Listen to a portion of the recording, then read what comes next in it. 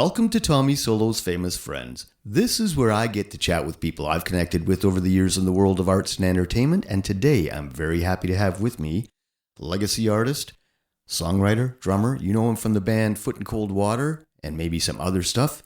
Welcome to the show, Danny Taylor. Thank you very much, Tommy, and thank you for having me on today. It's absolutely my pleasure. As I mentioned, most people know you from the band A Foot and Cold Water, but there's a lot more to the story than just A Foot and Cold Water. And from what I understand, you started out as a pro at a very young age. So I believe you were in high school when you had your first break. Yeah, we were the epitome of the high school basement band. I think the first band that I was in was with John Richardson and Sebastian Agnello. I think it was called DT and the Phantoms. And I was originally the singer, and I played harmonica, and we had a drummer that no one seemed to want to play with. So in lieu of this fact, I just didn't want the band to break up, so I ended up playing drums. And they said, you can't play drums. And I said, well, I'll do until we get somewhere we can. The next thing you know, we were in the battle of the bands at my local junior high school. And we finished second, actually, that day. And the band that beat us out was called the Mysterians. And there was a number of bands called the Mysterians, including Question Mark, but this wasn't them. This was a guy that featured Greg Fitzpatrick on guitar and lead vocals. So he finished first, we finished second, and I went to him after. I said, Greg, I think you and I should make a band together, and he agreed. And so we ended up becoming what eventually became the Lords of London, and that would have been 1966. And we started, writing our own songs, which was good. Most of the stuff that we did was like, apple, peaches, pumpkin pie, and then we started listening to some R&B stuff, and then, really started to stretch our minds. But when we started doing some of our own stuff, we caught the attention of a record producer and a management company, and we ended up going into the studio and recording 3 songs, and one of them was Cornflakes and Ice Cream, which we never really liked much, but it was a catchy tune, and I ended up playing a Thomas organ on it, and Sebastian was playing a Farfisa. And this thing really caught on. They used to have a thing on Chum in Toronto called Hit Pickers Hotline, where people could call in and they would vote for their favorite song. The first time we heard it on the radio, we were flabbergasted. I'm 16 years old at this point in time, going to high school like everybody else was. And it was really a trip, man, to be able to hear your stuff on the radio. Then later on, as the band became more famous, it really did, because at one point in time, I think it was in August of 67, the record went to number 1. It was number 1 in a lot of major cities right across Canada and into the United States. We ended up going in and playing some TV shows in the United States. One of them was called Upbeat and was out of Cleveland, and we had another one in Detroit. We got some spillover airplay in the United States, but never released the song there. But nonetheless, it was all over some of the northern states and Canada, and the song went to number 1. It was crazy because, imagine going down the hallway at high school and people are opening up their lockers. They got the pictures of, the Monkees and the Beatles and everything. And next thing you know, they got a picture of me and Huey. And Sebastian, in their lockers. Well, it was pretty hard to deal with that reality. It was really hard on us. I'll bet. You're just teenagers, and it's like you're in the Twilight Zone all of a sudden. Now, Cornflakes and Ice Cream was really a bubblegum kind of a song, and yes, it was successful, but Time Waits for No One seemed to mark somewhat of a progression. It wasn't as bubblegummy. It kind of was more reminiscent of that Jefferson Airplane, Doors kind of sound, if you're asking my opinion. So I get the feeling that you guys were kind of going through some growing pains. And then you played the CNE in the summer or the fall of 1967. So how did that go? Well, that went really well. And I'd really like to talk to you about Time Waits for No One, because before I get to the CNE, Time Waits for No One was actually reviewed by Billboard magazine as the A-side. And it was so cool because they never liked Cornflakes. They called us Canada's answer to the Monkees. And that really didn't sit well. But anyway, back to the CNE. Yeah, we were playing a thing called, it was the Chum Outdoor Festival booth thing. And they had a little remote broadcast studio just inside the Princess Gates. And we came out and they had some snow fence at the front and they had a couple of police at the corner. And they were used to getting about 200 to 300 people there. They had live disc jockeys on air, and they were broadcasting live, and we were scheduled to play there. But no one, including us or them, had estimated the fact that there would be that many people there. We had like 3,000 to 4,000 people, and actually it swelled to 5,000 people in front of this little area, and they were climbing up trees and on tops of buildings. And we came out and were looking at the crowd and go, oh my God, it's the biggest crowd we ever played to. And they were going crazy. And at one point in time, we were afraid to move, and one of the disc jockeys came to us and said, look, we got a real situation here. We don't have enough security. And if these people start pushing, they're going to hurt each other and they're going to crash the stage, right? So they said, whatever you do, nobody move. Don't do anything provocative. So, we said, okay, fine. And we're standing there, we're trying not to move. And we finished the first set, went in, and they were talking to us again. This is very, very scary because this has the potential of being really, really bad. So don't anyone do anything. So, okay, we walk out and we're playing the second set, and I was playing the drums, and one of the sticks broke, and it rolled down in front of the drum kit to the edge of the stage. And unfortunately, one of the guys stepped on it and I inadvertently kicked it into the front of the row of people, and the whole thing caved in. The fence came in. They had police on horses. Everybody was going crazy. And we would see a line of people's faces at the front of the stage, and all of a sudden they would go, and they're gone. They were under the Frank scaffolding coming out the sides, and it was very scary. Well, we had to finish short, and they escorted us off the stage. And one of the disc jockeys came and said, you guys, you didn't follow the rules. We're never going to play one of your songs ever again on this radio station. Wow. That was it.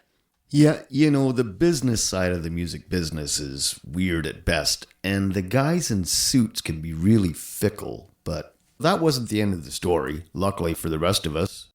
So the Lords had a fair bit of success, and I guess at a certain point, you guys progressed musically, and then Nucleus happened. Yeah.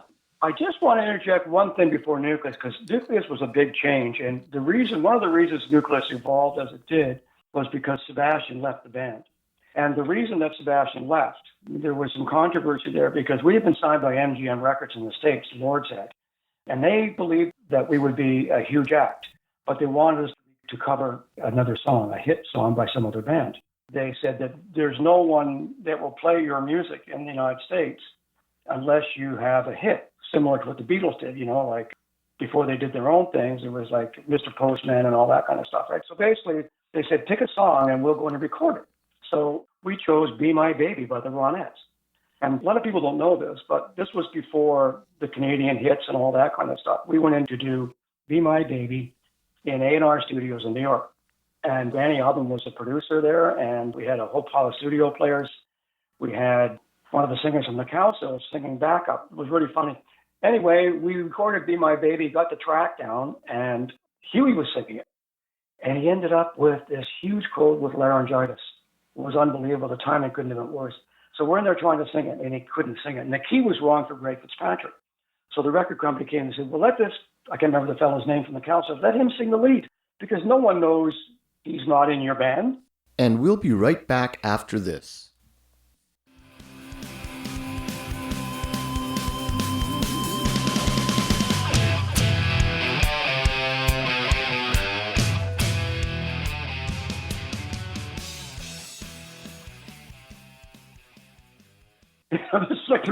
Just like the record company was saying, the Zeppelin's doing Gaslight, right? So anyway, we came in and we said, that's not going to work. We don't want this guy singing lead to one of our songs. And so there was this big controversy. And they said, well, you're here, everything's booked. What are you going to do? So we ended up recording the B-side there. And it was called Candy Rainbow. And they said, if you do this, you need to finish off the other two at some point in time. So we agreed to go back to Toronto and finish off Be My Baby at Hallmark Studios. So anyway, we spent a lot of time on Candy Rainbow, did the whole thing. Herbie Green was actually playing trombone in this. We had all the top session players there, and the song was released, and it was a great song, but it flopped. Got no airplay at all in the States. And we went back to Toronto to do Be My Baby, and the record company, before we even had a chance to finish it, dropped us cold. So Sebastian was so upset, he left.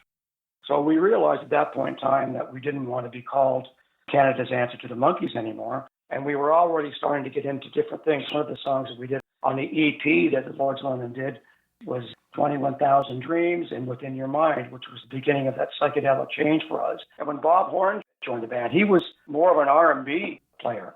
He brought a whole different feel to the bottom end. And Huey and I and him, we gelled immediately.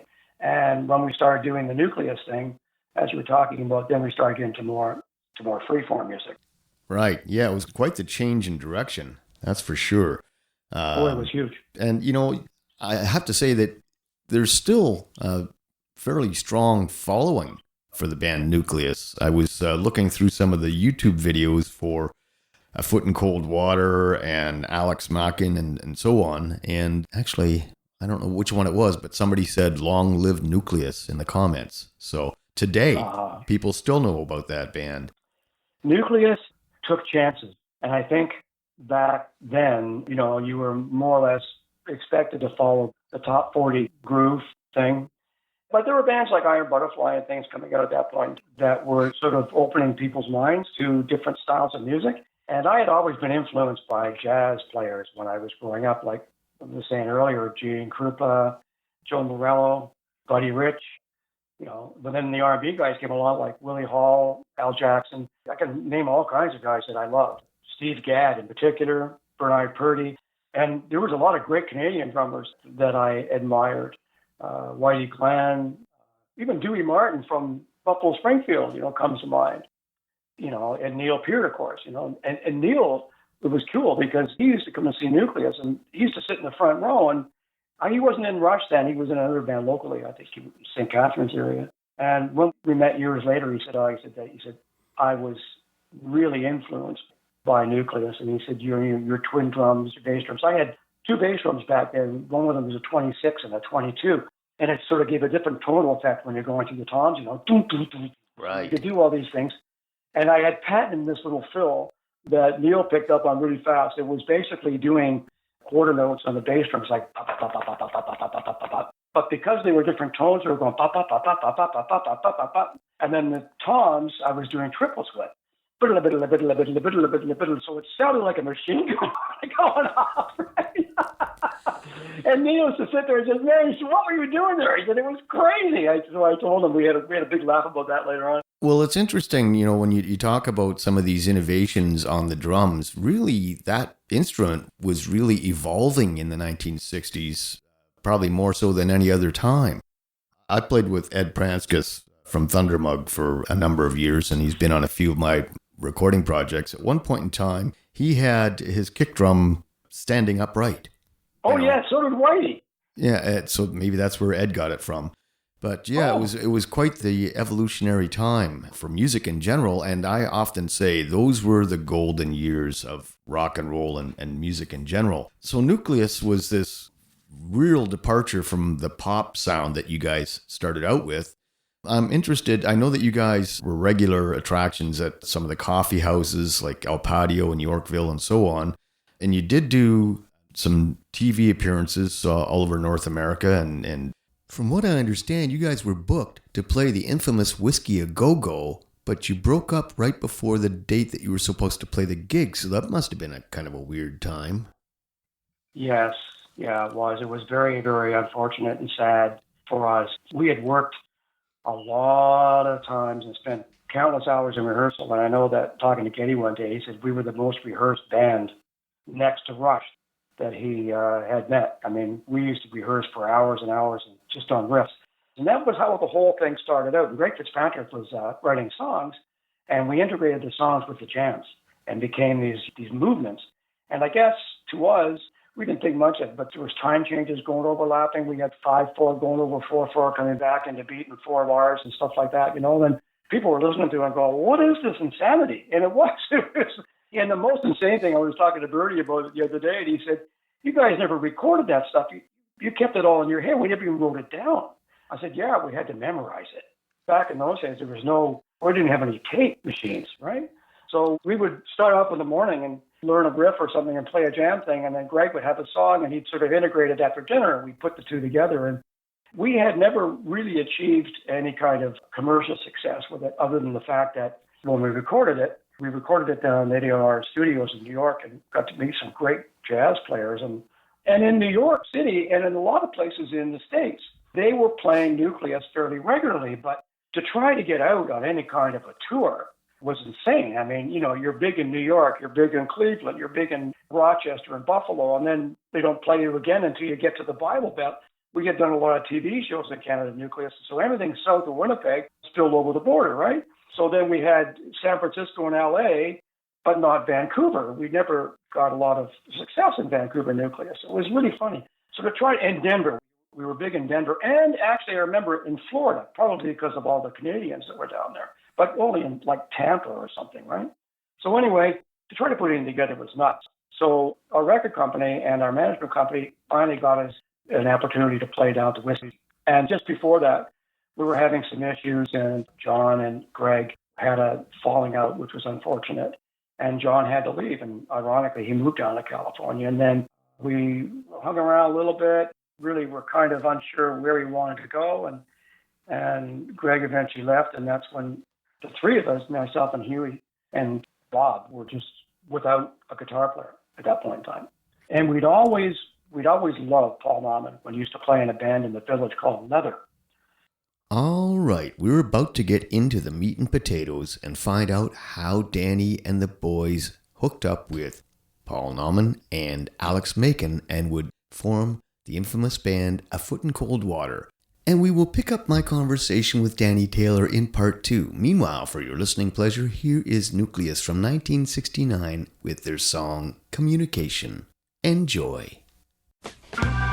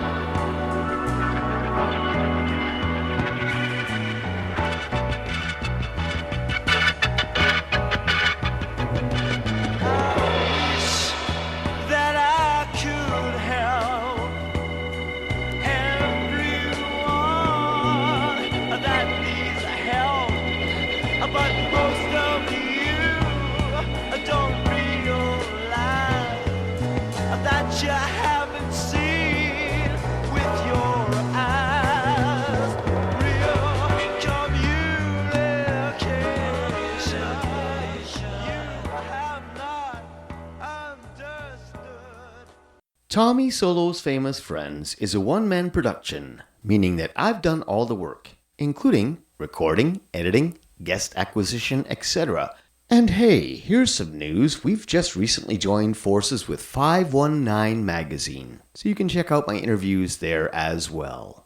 The theme song for Tommy Solo's Famous Friends is a clip from my original composition, The Burn, all rights reserved. If you enjoy the show and you'd like to help us keep it going, why don't you click on the Buy Me a Coffee link in the show notes. Hit the like button, subscribe, all that stuff. We really appreciate it.